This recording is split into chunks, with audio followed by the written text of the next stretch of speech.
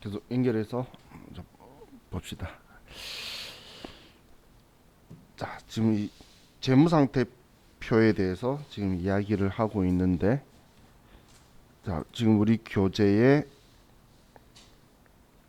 42페이지를 보시면 자본의 분류라고 적혀 있죠. 자, 이 자본은 순수한 내 돈이기 때문에 이거에 대해서 분류를 나누는 방식은 또 조금 달라요. 이 자본은 자본금이라는 분류와 자본잉여금이라는 분류와 자본조정, 기타 포괄, 손익누계액, 그리고 이익잉여금이라는 이런 분류를 5가지로 나누고 있어요. 이렇게 5가지로 나누는 이유는 간단하게 의미만 지금 분류만 보는 거예요. 지금 오늘 하고 뭐 하는 거는 전체적인 큰 틀을 보는 거고, 내일은 이제 이 요소부터 하나씩 하나씩 파고 들어갈 거예요. 그래서 우리 지금 전체 이제 숲을 보고 있는 상황이다라고 보시면 돼요. 그럼 이 자본금이라는 건 순수한 우리 기업의 뼈대라고 보시면 돼요. 순수한 우리 기업의 뼈대고, 이 자본잉여금, 이익잉여금은 잉여금이라는 건 자, 요즘은 이런 표현을 잘 안 쓰던데, 제가 대학교를 90년대 후반에 다녔어요. 중후반에 대학생이었는데 그때 제 별명이 잉여인간이었어요. 잉여라는 말은 그 남아 돈다는 의미예요. 그 친구들한테 그런 존재였어요. 그런데 잉여인간은 참 안 좋은 표현인데, 잉여금이라고 하면 좋은 의미로 바뀌죠. 돈이 남는다는 거예요.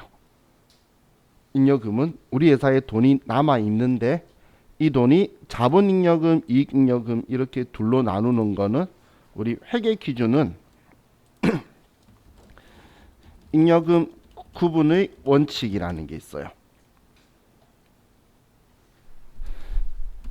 자본잉여금과 이익잉여금으로 나누라는 건데, 자본잉여금은 투자로 인해 자본잉여금이 발생한 거고, 쉽게 표현하면 이익잉여금은 사업 행위로 인해 잉여금이 발생한 거예요. 이 말은 투자 받아서 내 돈이 된 거냐, 아니면 사업에서 돈 남겨서 내 돈이 된 거냐, 이 두 개를 구분해서 외부 이해관계자한테 보여줘라, 그 이야기예요. 지금 요즘은 주식하시는 분들이 참 많으시니까, 자, 주식하시는 분들 그 주식에 액면가가 있죠. 주식 사실 때 액면가를 살 수 있나요? 죽었다 깨어나도 못 사요. 자, 제가 자주 이야기할 건데, 혹시 여러분들이 주식에 하다가 살아가다가 주식을 액면가로 살 수 있는 주식이 있죠. 그러면 잊지 말고 저도 좀 소개시켜 주세요. 한마디로 현실적으로 불가능한 건데 있을 수도 있어요. 살아가다 보면 내가 속한 소속이 그거랑 관련이 있어서 상장할 수도 있고, 제가 이야기하는 건 주식을 발행하고 하면 무조건 액면가보다 돈 많이 받아서 자본잉여금은 생긴다라는 거예요. 그런데 이익잉여금은 결손이 발생할 수도 있어요. 사업하면서 손해볼 수도 있고 이익 볼 수도 있다는 거예요. 그래서 이 둘은 서로 전혀 다른 형태의 잉여금인데, 외부 이해관계자한테 이걸 당연히 구분해서 보여줘야 사업에서 이익 받는지 손해 받는지를 알 수 있을 거고, 투자 받아서 돈 남긴 건지를 알 수가 있겠죠. 그래서 이 두 개를 구분해서 꼭 표현하라는 거예요. 그럼 지금 얘는 그것 때문에 둘을 구분을 하고 있는 거고, 자본조정은 우리가 투자 받는 자본거래 사업하는 게 아닌데 막 주식을 발행도 하고 소각도 하고 막 그럴 거예요. 나중에 우리 같이 공부를 할 건데, 소각은 주식 없애버리거나 또 주식을 또 찍어내거나 이런 행동을 할 거예요.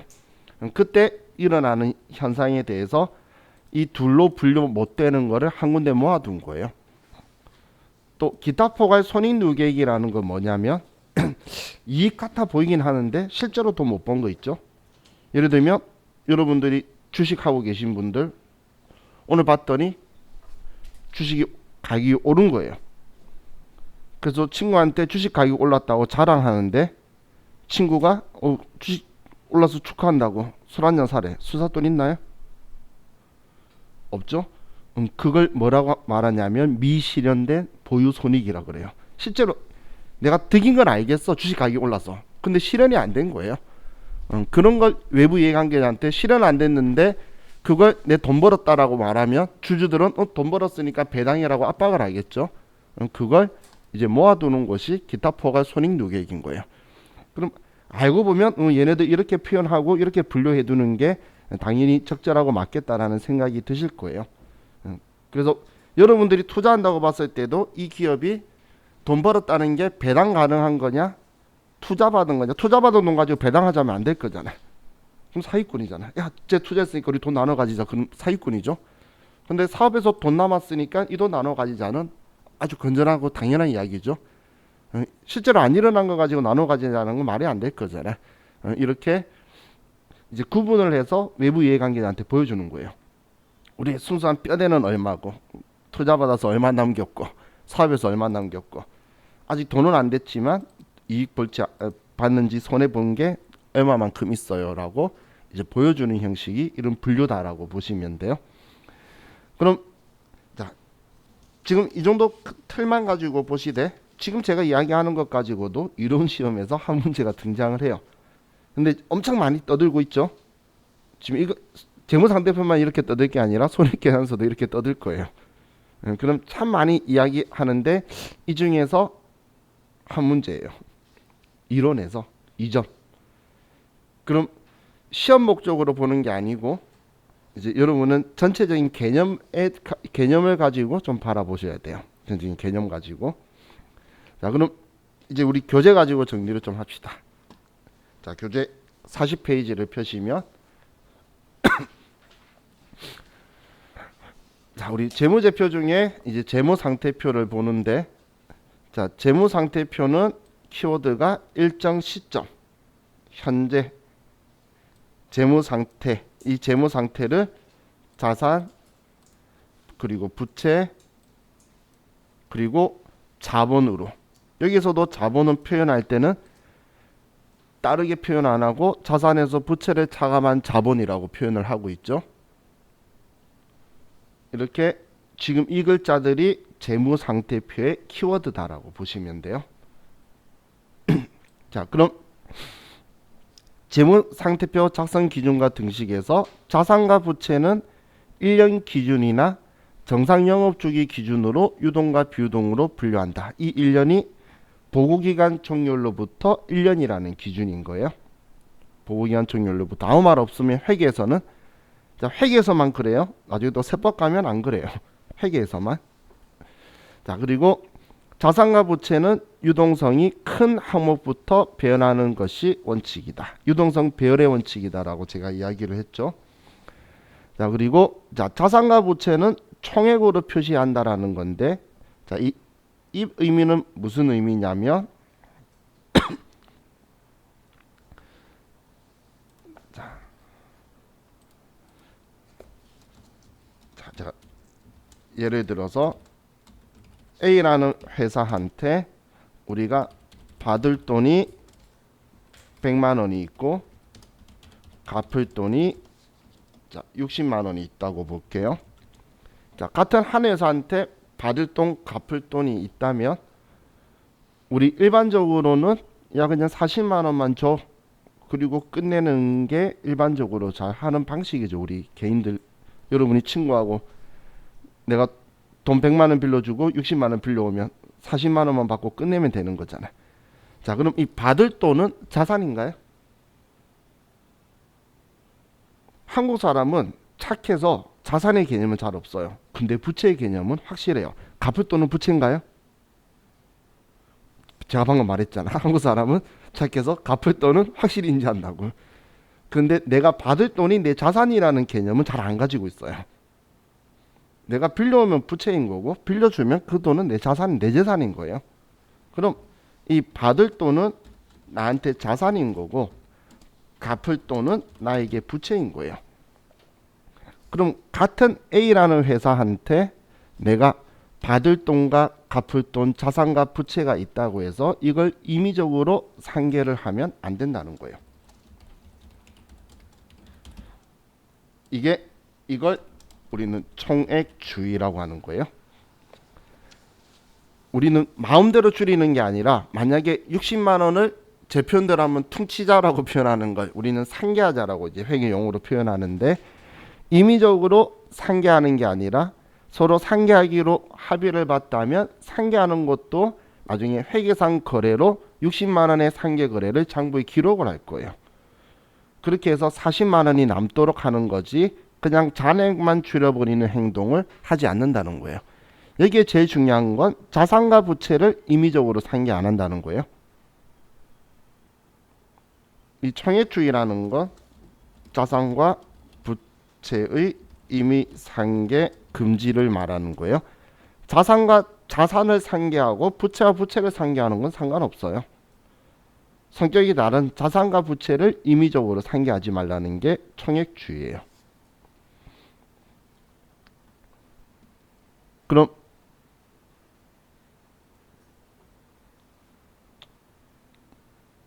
지금 이 이야기를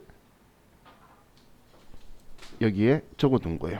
총액으로 원칙적으로 상계하여 표시하지 않는다. 그리고 주주와의 거래에서 자본잉여금과 영업활동에서 이익잉여금으로 구분 표시, 잉여금 구분의 원칙이라고 이야기했었죠. 주주와의 거래가 투자받는 거, 투자자가 우리의 주주인 거예요. 투자받은 거하고 영업활동, 우리 사업해서 돈 남긴 거는 구분해서 표현하라는 거고. 자, 제가 재무상태표 등식, 자산은 부채 더하기 자본이다. 자본은 자본과 할 거면 자산에서 부채를 차감하는 거다. 제가 이야기했던 걸 정리를 잘 해뒀죠. 그럼 나중에 복습하시 다음을 쭉 읽어보시면 무슨 말인지 이해가 가실 거예요. 자, 그럼 재무상태표 기본 구조에서는 똑같은 말 계속 리사이클해요. 얘는 자산, 부채, 자본이고 유동성이 큰 항목부터 배열한다. 같은 사이클한 거니까 짚고만 갈게요.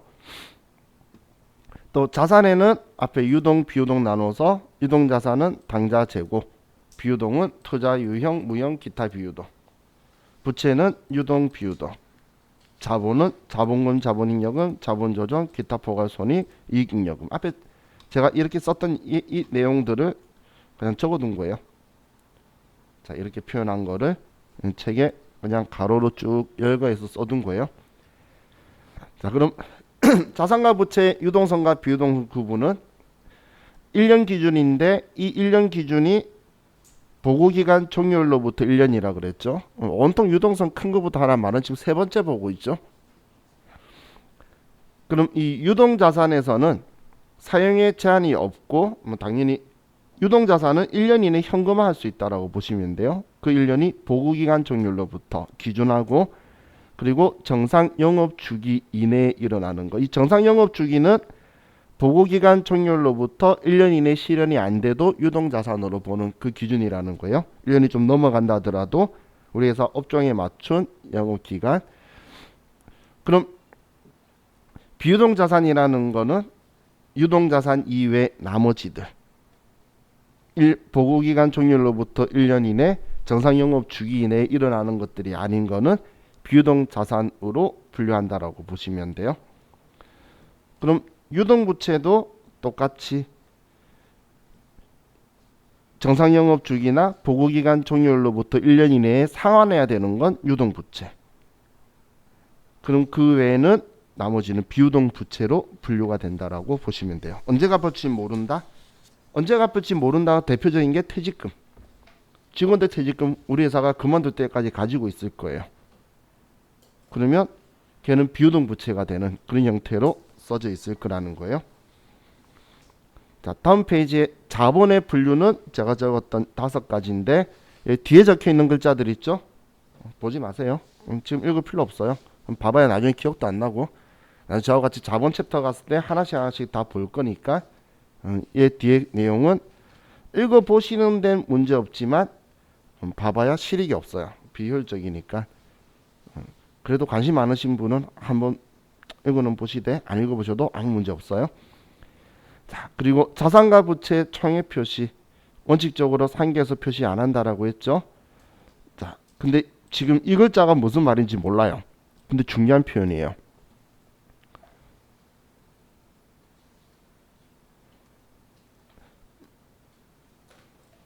자, 매출채권, 대손충당금 처음 듣는 이야기죠.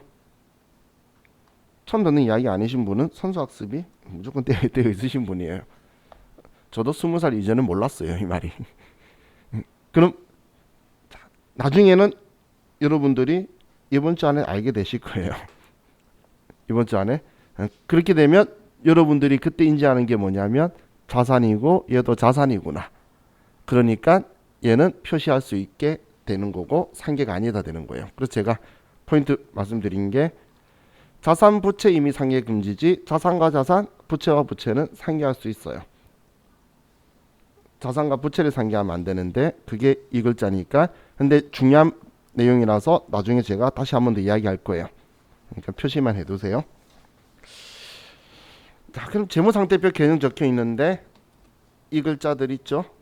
얘네들 보지 마세요. 이것보다 훨씬 더 많이 한 개씩 어떨 때 쓰는지 저하고 이야기 다 할 거예요. 지금 보는 건 뭐 성수학습이 아니라 쓸데없는 의미 없는 행동이니까. 자, 그럼 이제 우리 손익계산서로 갑시다.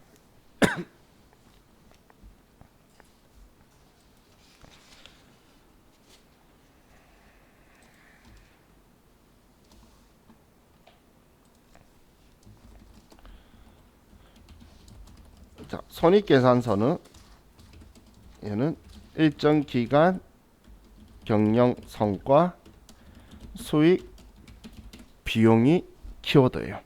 이제 일정 시점이 아니라 일정 기간 동안의 경영 성과를 수익과 비용으로 이용해서 보여주는 재무제표가 손익계산서예요.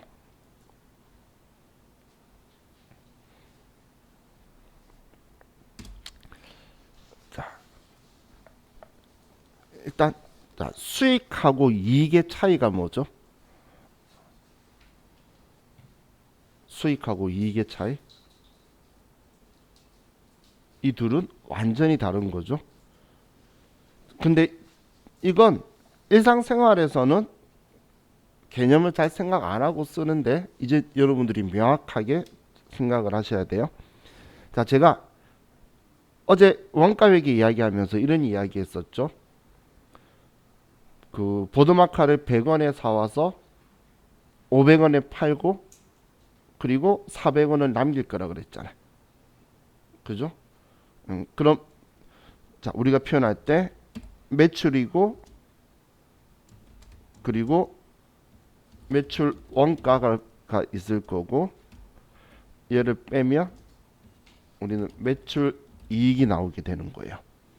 그럼 방금 제가 말했던 금액을 가지고 말하면 500원에 팔았죠. 그리고 100원을 빼면 나의 이익이 400원이 된다고 볼 수 있겠죠. 그럼 이 매출 이걸 뭐라고 하냐면 수익이라고 하는 거고 이 매출 원가를 우리는 비용이라고 하는 거예요. 얘를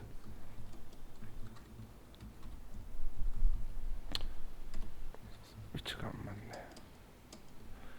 그러면 수익에서 비용을 빼면 그게 이익이 되는 거예요.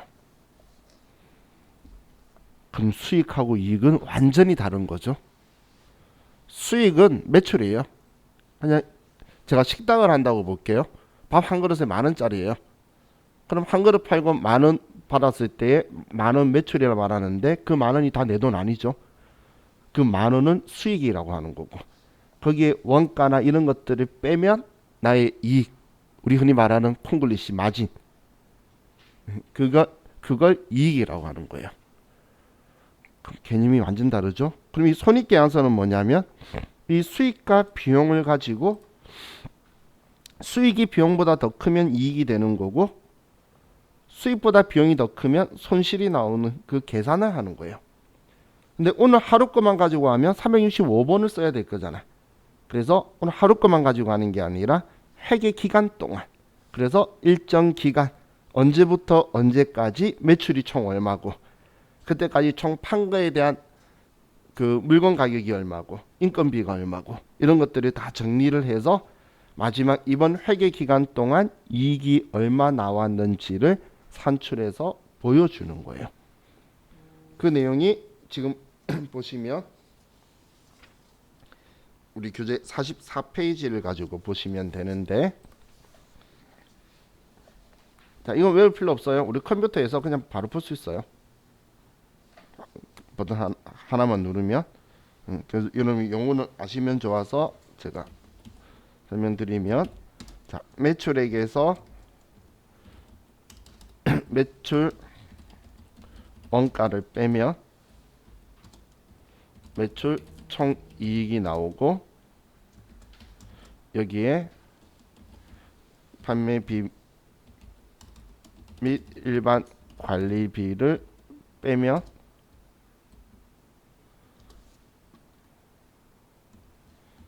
영업이익이 나오고, 여기에 영업외 수익을 더하고 여기에 영업외 비용을 빼면, 그러면 법인세 차감 전 순이익이 나오고, 순자가 나온다는 건 이제 뺄 거 다 뺐다는 거예요. 그러면 여기에 법인세를 빼면, 그러면 단기 순이익이라는 게 나오는, 이 순서가 우리 손익계산서의 내용인데, 자,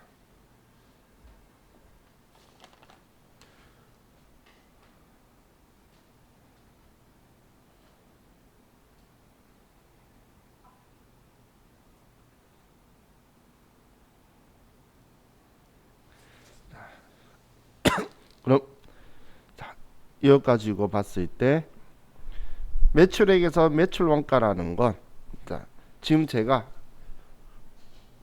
보도마카를 100원에 사서 500원에 팔았어요. 그럼 매출액은 500원이고 매출 원가는 100원인데 나의 이익이 방금 400원이라 했을 때 이 400원이 제가 다 번 게 아니죠. 그럼 제가 이걸 팔기 위해서 뭐 사무실을 운영할 수도 있고 직원을 운영할 수도 있잖아요. 그죠? 그럼 사무실에 전기세도 나갈 거고 직원들 밥값도 나갈 거고 뭐가 많이 나가겠죠. 그 판관비라는, 그걸 판매비 및 일반 관리비라고 해요. 그럼 이거 내고 나면 영업이익이 나오는 게, 이제 우리 회계에서 영업이라는 건 우리 회사를 설립한 목적대로 사업을 해서 돈을 번 걸 영업활동이라고 해요.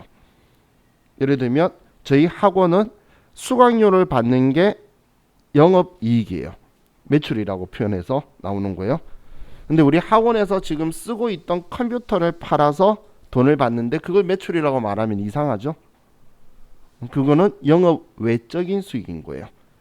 그런데 우리 학원에 컴퓨터를 판매하는, 컴퓨터 판매한 그 회사는, 컴퓨터 판 거는 그 회사한테는 매출이 맞잖아요. 이거는 회사 업종마다 매출이라는 건 다르다는 거예요. 그럼 그 법인을 설립한 목적대로 사업을 해서 돈을 번 걸 영업이익이라고 하는 거예요. 영업활동이라고 표현할 거고, 그럼 그 외적인 행동으로 돈 받는 거 있죠. 통장에 돈 들어 있어서 은행에서 이자가 붙었어요. 우리는 이자 받기 위해서 법인을 설립 안 했거든. 그럼 영업외 수익이 되는 거고, 영업했다고 뭐 상관없이 우리 회사가 갑자기 사장님 이상해졌는지 기부한대, 그런 것들이에요. 혹은 뭐 대출 받아서 이자 준다든지 그런 거 빼면 이제 우리는 법인세 빼기 전 이익이 나오게 되고, 법인세 빼고 나면 세금도 우리한테는 비용이잖아. 세금 내면 돈 들어오는 거 없죠. 그러면 이제 이번 회계 기간 동안 순자 뺄 거 다 뺀 순수한 이익이 나온다. 만약에 손해 봤으면 단기 손실이라고 표현을 할 거예요. 그럼 지금 여기에서 자 보시면, 자, 매출액은 수익이에요. 매출 원가는 비용이에요. 얘는 그 결과로 이익이 나온 거고 얘는 비용이에요. 얘는 수익이에요. 얘는 비용이에요. 얘도 비용이에요. 결론적으로 수익에서 비용 빼서 수익은 더하고 비용은 빼서 이익을 내는 게 손익계산서예요. 언제부터 언제까지. 그럼 여기에서는 이렇게 구분해서 보여줘야지 외부 이해관계자가 훨씬 더 유용한 정보를 볼 수 있겠죠. 우리 회사가 제조업이에요. 보도마카 만들어 팔아야 되는데 그거는 못 팔고 주식 해가지고 돈을 번 거예요. 그럼 똑바른 단기 순이익은 좋다 하더라도 똑바른 수익이 아니죠. 그 회사는 투자할 가치가 없다라는 거예요. 나중에 여러분들이 세무사 사무실이나 뭐 이런 곳에서 일하거나 아니면 그냥 회사 일할 때 사장님이 중간 마진 이야기를 엄청 많이 해요. 중간 마진이 얼마냐 물어보는데 그게 이걸 이야기하는 거예요. 이걸 말하는 게 아니라 중간 마진이라고 마진이 제가 콩글리시로 이익이라 그랬잖아요. 그럼 중간 마진이라는 게 매출 총이익이 물건 팔아서 얼마 남겼냐고 계속 물어보는 이유가 돈 얼마 남겼는데 실제 자기한테는 돈 이거밖에 안 들어온 거야. 그럼 여기에서 도대체 얼마 빼가는지 알고 싶어서 중간 마진을 물어보는 거예요. 여기에는 직원들 급여도 들어가고 정기세도 들어가고 하거든. 지금 방금 400원 남겼는데 나한테 들어오는 건 40원인 거야. 그러면 여기서 지금 360원이 나가고 있는데 이 사업 할까 말까 고민해야지. 내가 투자한 돈이 얼마 있다면. 그죠? 직원도 월급 많다고 해서 무조건 직원들은 좋아할지 몰라도 사장님 입장에서 이 이익이 낮으면 샷 한번 내리는 게 낫지. 다른 데 기부하는 게 훨씬 더 낫죠. 그죠? 그렇기 때문에 이제 사장님들이 중간 마진 물어보는 순간 아 직원 잘릴 수도 있겠구나. 아니면 전기 꺼라고 하겠구나. 이런 일이 이제 발생하는 거예요. 중간 마진은 세무사무실한테 참 많이 물어봐요. 자기가 이 이익에 대한 자기 손에 남는 돈에 대한 느낌은 있거든. 그런데 실제 도대체 내가 얼마 남겨서 얼마의 지출이 있는지 이제 그에 대한 감이 정확하게 안 그려지니까 그 작은 규모의 회사 사장님들은 사무실에 많이 물어보는데 그럼 지금 제가 이야기했을 때 외부 이해관계자는 회사 경영자들 이건 이렇게 구분을 해서 당연히 보여줘야지 유용한 정보를 주게 되겠죠. 그래서 얘네들은 꼭 구분해서 써야 돼요. 얘들은 이런 시험에 그냥 그런 말로 나와요. 얘는 통합하여 표시할 수 있다라고 나오면 다 틀린 지문이에요. 무조건 얘네들은 매출 총이익과 영업이익은 구분해서 무조건 표현을 해줘야 돼요.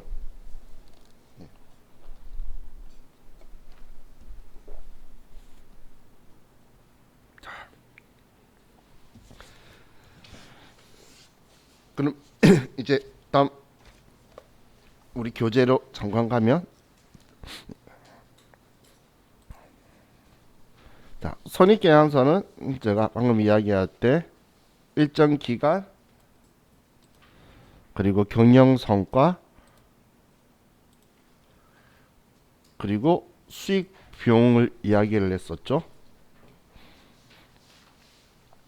자, 그럼 이 수익과 비용을 가지고 하는데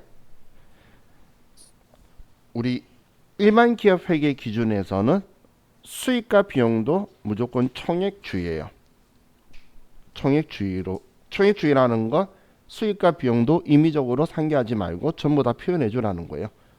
그냥 여기서 얘 빼면 이익이다라는 거, 이익이다 손해다라는 거 볼 건데 이걸 임의적으로 상기해 가지고 이 금액을 줄이지 말고 아예 수익 총 얼마, 비용 총 얼마 정확하게 다 표현해 가지고 금액을 산출하라는 거예요.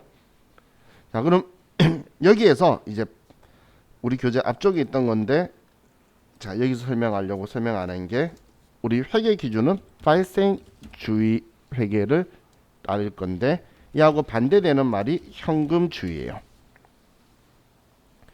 이 발생주의라는 거는 손익계산서에서는 수익은 실현주의를 따지는 거고 그리고 비용은 수익 비용 대응의 원칙을 사용하며 이걸 우리는 발생주의 회계라고 해요.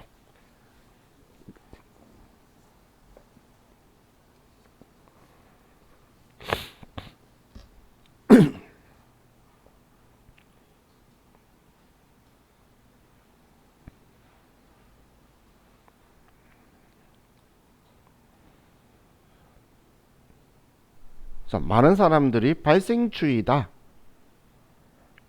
실현주의다, 수익비용 대응의 원칙이다 이런 표현 안 써서 그렇지 일상생활에서는 다들 발생주의로 다 하고 있었어요.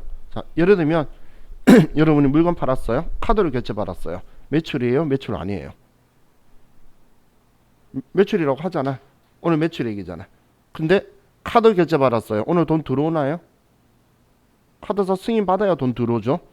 그 말은 곧 지금 나는 오늘 현금이 들어오지 않았지만, 나한테 돈이 안 들어왔지만 나는 매출로 수익을 인식한다는 거예요. 왜냐하면 그 대가가 되는 물건을 주거나 음식을 제공했거나 물건을 팔았잖아, 넘겼잖아. 그럼 그게 실현되면은 수익을 인식한다는 거예요. 자, 여러분이 예를 들어 인형 장사를 해요. 인형을 팔려고 사왔어요. 뭐 만 원에 사와서 5만 원에 판다고 볼게요. 그래서 만 원짜리 인형을 사왔어요. 올해 못 팔았는데 매출 원가라고 하나요? 아니면 내 재고 자산이라고 할까요? 물건 사왔을 때는 내가 팔 수 있는 물건이다라는 재고 자산이라고 하지, 그걸 팔렸다고 매출 원가다라고 비용이라고 처리 안 하죠. 그래서 내가 안 팔고 가지고 있는 거는 내 재고라고 해서 재고 자산이라고 표현하잖아요. 내 창고에 있는 물건들을. 그럼 사왔을 때는 걔를 비용으로 처리 안 하고 자산으로 처리하고 있다가 팔렸을 때에 얼마짜리 팔렸다라고 쓸 거예요. 매출 원가로. 그게 수익 비용 대응의 원칙인 거예요. 그래서 올해 팔고 나서 기말에 올해 몇 개 팔렸는지를 정하고, 왜냐면 매일 팔리는 거 하기 일일이 계산하기는 일반적인 회사는 힘들어요. 많이 파니까. 그럼 얼마에 사왔는지 단가도 일일이 다 산정하면 매일매일 사올 때마다 금액이 틀리면 힘들기 때문에 저와 같이 이걸 어떤 방식을 쓸 거냐 이런 것도 같이 이제 보고 공부를 할 거예요. 그럼 사왔을 때는 그냥 내가 돈 주고 팔 수 있는 물건 사온 걸로 했다가 팔렸을 때의 매출 원가로 이제 대응시키는 게 우린 수익 비용 대응의 원칙이라는 거예요. 이건 평소에 여러분들이 생각하고 있는 거예요. 만 원짜리 100개 사와서 100만 원치 재고 있어. 아직 하나도 안 팔렸으면 100만 원치 재고 있다라고 말하지, 매출 원가가 100만 원이란 말 아무도 안 하거든. 안 팔았으면. 그 팔렸을 때 얼마치 팔렸어, 얼마치 사온 게 팔렸어라고 말할 거잖아. 그게 지금 수익 비용 대응의 원칙을 구현하고 있는 거예요. 그럼 우리 일상생활에서 발생주의 회계를 하고 있죠. 회계처럼. 이게 발생주의라는 거예요. 자, 그럼 지금 얘네들은 제가 설명을 했기 때문에 이런 거구나 라고까지만 생각을 하시면 돼요. 당연히 똑같이 얘네들은 보실 필요 없어요. 근데 하나만 좀 인지해 주시면 좋을 것 같아요. 많은 분들이 생각을 잘 안 하시는데, 매출 원가는 비용이에요. 수익에서 비용 빼면 이익이 나올 거라고 했었는데, 제가 500원에 팔고 사온 게 100원이 원가잖아. 팔린 거에 대한. 그러면 비용 빼면 400원이 이익이 되겠죠. 그래서 매출 원가는 비용이다라고 생각을 좀 가져주세요. 팔리기 전까지는 자산이다가 팔리면 매출 원가로 비용이 되는 거예요. 팔리기 전까지는 내 재고 자산이었다가. 자, 그럼 이제 다음 페이지에 현금 흐름표, 자본 변동표, 주석 너무 성의 없이 적혀 있죠. 우리 46페이지 가시면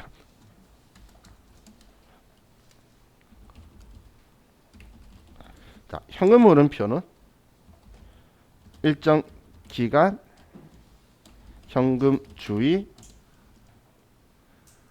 유일한 현금주의예요. 그리고 얘는 영업활동 현금 흐름, 투자활동 현금 흐름, 재무활동 현금 흐름, 이렇게 해서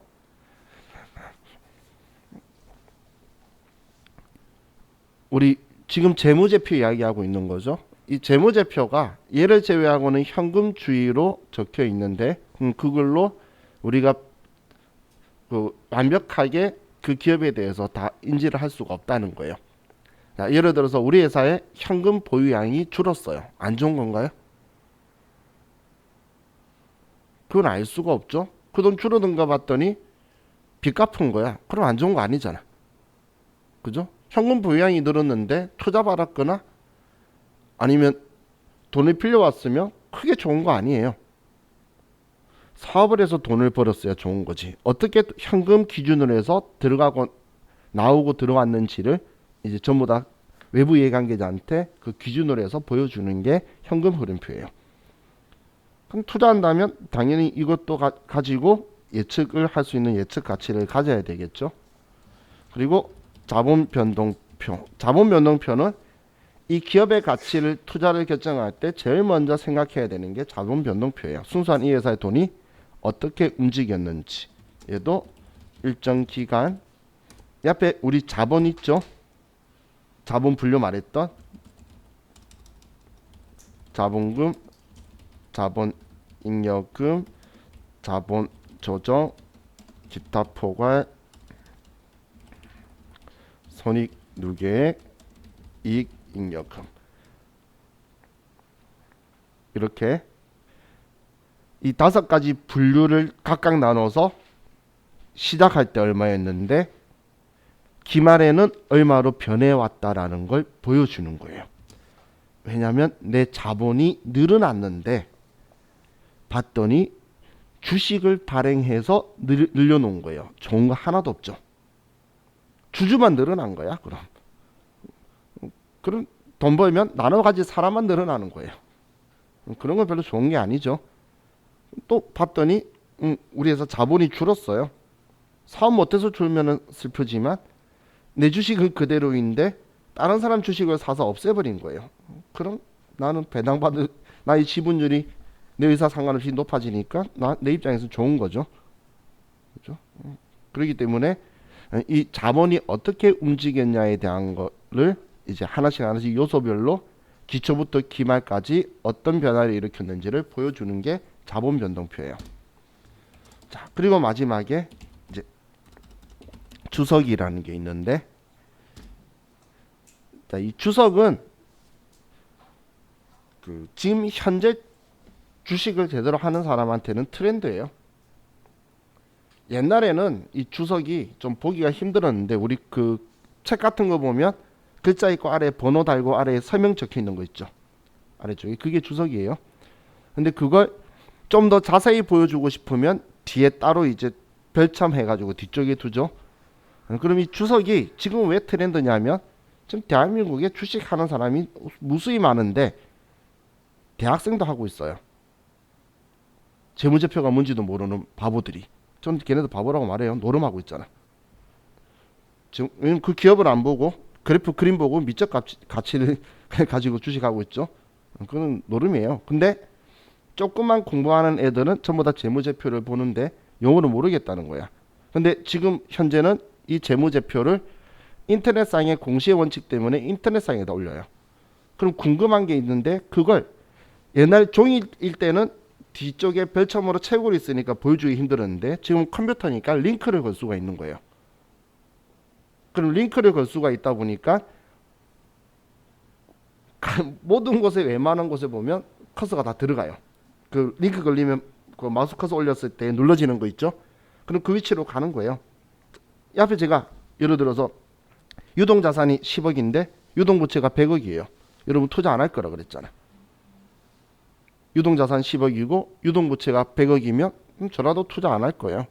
근데 유동부채에 있는 쪽에서 우리 차입금에 링크가 걸려 있는 거야. 눌러봤더니 매년 갱신계약으로 10년 연장하기로 상한 하약서가 들어가 있어요.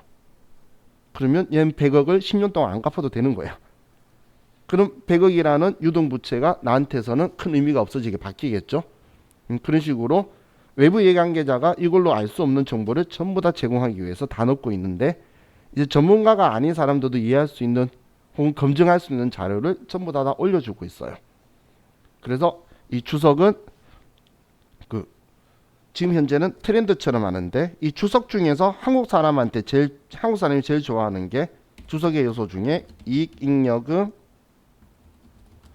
처분 계산서라는 게 있어요. 이 이익잉여금 처분 계산서는 주석 속에 포함되어 있는 거예요.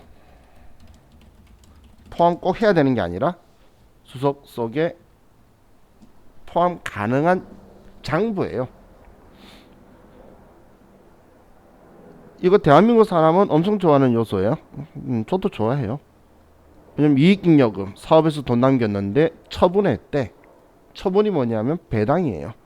그럼 배당한 거에 대한 계산서인데 우리가 주주한테 현금 배당 얼마 했고 주식 배당 얼마 했고 사업장 적립금 얼마 적립해뒀고 이런 거에 대한 내역서예요. 그럼 이걸 과거 옛날에는 이익여금 처분계산서가 재무제표였어요. 옛날 기업회계 기준에서는. 그런데 지금은 이제 주석으로 들어온 이유가 재무제표 아니에요. 지금 오늘 우리 만질 건데 오늘 아니면 내일 만질 건데 컴퓨터로. 근데 이 재무제표 아니에요. 근데 그 우리나라가 90년대 제 학교 다닐 때 IMF 터졌어요. 그래가지고 제가 학교를 엄청 오래 다녔어요. 그 사이 어쩔 수 없이 군대를 귀향처럼 갔다가 오고 그랬는데 IMF 터졌을 때 우리나라의 최고 목표가 외국의 외화를 유치하자였는데 문제는 유치하려고 그러는데 외국 회사 입장이 기업 입장에서는 우리나라가 망해가는 국가죠. 망해가는 국가의 재무제표를 봤는데 기준이 자기들이 알고 있는 기준하고 너무 틀린 거예요. 망해가는 국가의 회계 기준을 배워가면서까지 투자할 사람은 웬만한 기업들은 없어요. 그래서 우리나라가 이제 회계 기준을 이제 변경을 하기 시작한 거고 외국 걸로 이제 맞춰가고 한 거였는데 그때 외국 사람들이 진짜 싫어했던 것 중에 한 개가 이거예요. 외국은 자기 프라이버시가 엄청 강하기 때문에 자기가 어느 기업의 주식을 가지고 있다는 것만 알면 지분율을 알기 쉬워요. 그럼 현금 배당 얼마 했다 그러면 저 사람이 배당 얼마 받아갔냐를 다 알기 때문에 엄청 싫어요. 근데 대한민국 사람은 옛날에 이건희 회장이 배당 얼마 받았다가 뉴스 일면에 나오고 하죠. 관심이 많아요. 한국 사람들은. 근데 외국 사람들은 이걸 싫어한다는 거예요. 그래서 이걸 재무제표에서 뺐는데 한국 사람한테 투자 받으려는 회사들은 주석 속에 집어넣어요.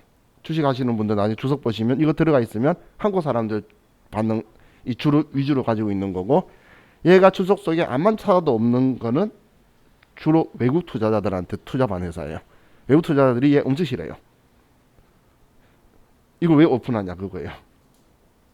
근데 작성은 무조건 할 수밖에 없어요. 법인세 신고할 때 제출해야 되는 거라서 작성을 하는데 이거 재무제표 넣어서 외부 이해관계자한테 오픈하냐 안 하냐는 자기 마음이에요.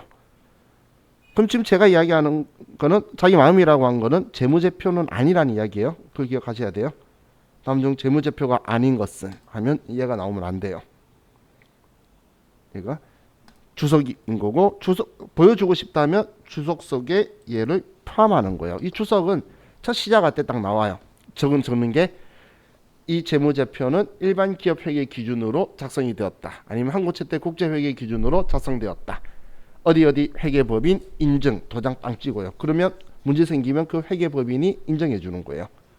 그래서 전에 그 삼성바이오로직스 그 회계법인이 도장 못 찍겠다 했잖아. 문제 생기면 자기 책임질 못 지겠다고. 그런 식이다라고 보시면 돼요. 자, 그럼 지금 재무제표를 5개를 이야기했는데 재무상태표, 손익계산서, 현금흐름표, 자본변동표, 주석 이렇게 5개를 이야기했는데 이 5개 중에 재무상태표하고 손익계산서가 제가 이야기가 제일 많았죠. 특히 그 재무상태표가 말이 많았던 이유가 우리가 장부에 기록할 때에 제일 많은 영향을 미칠 거예요. 걔가 제일 많은 영향을 미칠 거기 때문에 걔가 좌우 같이 그렇게 봤다고 생각하시면 되고 자 계속 떠들기만 하니까 재미없죠. 아직 우리 이제 2교시에요. 아직 3교시 남았어. 그런 생각 안 해봤죠? 우리 처음 공부 시작할 때 제일 힘든 게 우리 5시간 앉아 있는 게 제일 힘들어요. 그래서 이제 저하고는 이제 컴퓨터를 할 거예요. 컴퓨터 하면 시간 엄청 잘 가요. 제가 늘 자주 이야기하는데 컴퓨터 작업을 하면 시간이 엄청 잘 가서 여러분은 기분 좋고 제 마음은 심란하고 막 그래요. 자, 그래서 우리 이제 컴퓨터를 할 건데 자 여러분들 그 컴퓨터에 자, 이 프로그램이 있죠. 이 녹색 십자가가 있어야 돼요. 일단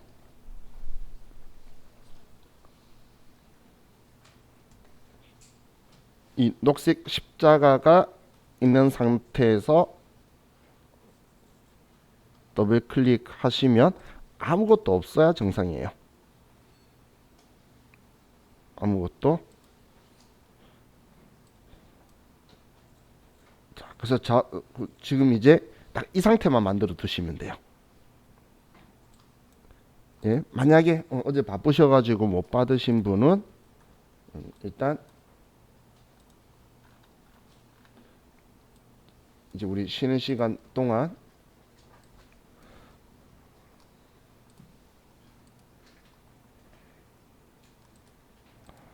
여기 아직 다운 못 받으신 분, 학원에 오신 분들은 컴퓨터에 다 설치되어 있으니까 신경 안 쓰셔도 되고, 지금 주문하시는 분들은 여기 교육용 프로그램 다운로드 받으셔서 하시는데, 만약에 이걸 다운받아서 설치하는 데에 설치가 중간에 멈춘다면 지금 이 프로그램들은 이렇게 서버를 건드려요. 지금 얘네들이 서버를 만지는 거기 때문에 관리자 권한이 없으면 설치가 안 돼요. 그럼 지금까지 나는 내 컴퓨터를 게스트 계정으로 손님으로 내 컴퓨터를 썼다는 거예요. 그래서 관리자 권한이 있으셔야지만 얘 설치가 돼요. 근데 아무 문제 없이 설치되신 분들은 뭐 그냥 관리자 권한으로 쓰신 게 일반적인데, 멈춘다면 그것 때문이에요. 그래서 여기까지 만드시고 저하고는 30분경에 다시 만나서 이제 실기를 할게요. 여기까지 해주세요. 쉬었다 합시다.